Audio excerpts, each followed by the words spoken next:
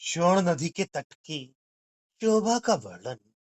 नक्षत्रों से पूर्ण रात्रि रूपी खड़क दल वाले हिरण्यकश्यपु पर क्रोध करके पुंजीभूत उष्ण किरण रूपी सहस्त्र करों को बाहर निकाले हुए अपने उदय स्थान भूत पर्वत रूपी सोने के स्तंभ से उज्जवल सूर्य रूपी नरसिंह बाहर निकले।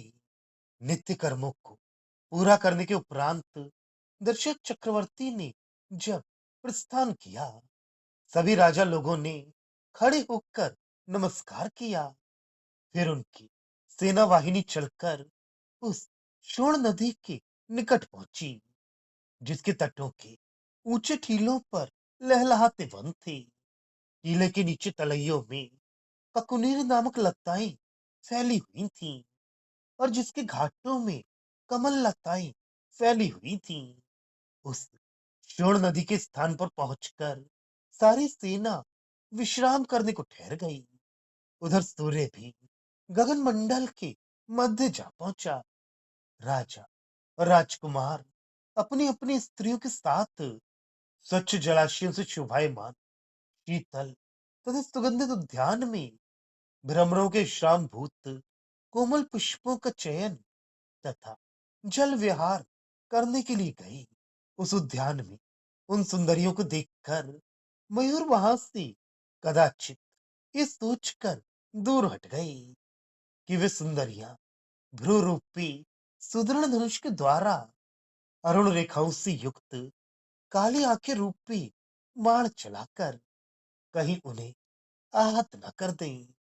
वे तरुणियां जब मंजिल नुपुरों को बजाती हुई डग भरती थीं, तब हंस पुष्पों के मध्य छिप जाती और गाने वाले भ्रमर उन पुष्पों से गुंजन करते हुए बाहर उड़ जाते थे।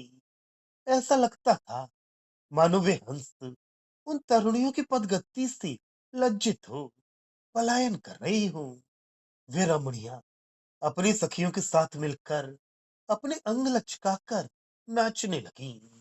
पीले सोने के बने हुए शिरल नामक कर्णभरण तथा मध्य कुल्हे नामक कर्णभरण एक साथ चमक उठे। उनकी पुष्पमालाओं में बैठे हुए भ्रमर उड़कर गुंजार भरने लगे। उन नाचने वाली स्त्रियों को देखकर सुगंधित पुष्पमालाओं से शोभित वक्ष वाले पुरुष उन लता सदृश नारियों के पुष्पित लताओं से पृथक नहीं पहचान पाते थे और भ्रांत होकर खड़े रह जाते थे। रत्नों से खच्चित पीले स्वर्ण के आभरणों से अलंकृत विशाल जगन, संगीतमय भाषण, शीतल पुष्प मधु से युक्त केश, इनके साथ जब वे रमणियां झुंड बांधकर समीप आती, उनकी आहट सुनकर ही कोयलें अपना मुंह बंद कर लेती। वे उनके डर के कारण नहीं, किंतु लज्जा के कारण ही था। वाग्मी व्यक्तियों के सामने कौन मुंह खोल सकता है? वे सुंदरियां अपने उन नेत्रों से जो विष से अधिक कठोर होने पर भी अमृत जैसे लगती थी, प्रेम के साथ देखकर और कमल सदृश अपने करों से पकड़कर ऊंचे बड़े हुए फूल के पौधों को जब झुकाने लगी, तब वे पौधे उनके नुपुर भूषित चरणों पर सुकुमार पुष्पों को बरसाते हुए झट झुक गए। यदि जड़ वृक्षों की यह दशा हो, तो अब कौन ऐसा चेतन व्यक्ति होगा जो लता तुल्य सूक्ष्म कटी वाली स्त्रियों के निकट झुके बिना रह सके। कमल पुष्प पर आसीन लक्ष्मी देवी जैसी उन सुंदरियों की मनोहर कमल सदृश करों से छुए जाने पर सुरभित पुष्पालंकृत केश वाले पुरुषों की पर्वतमान भुजाएं भी, जिनके बल से भयंकर सिंह भी डर जाते हैं, झुककर रह जाती हैं। तो क्या ये भी कहने योग्य कोई विशेष बात है कि विकसित सुमन वाले पौधे उन सुंदरियों के स्पर्श से झुक जाते हैं?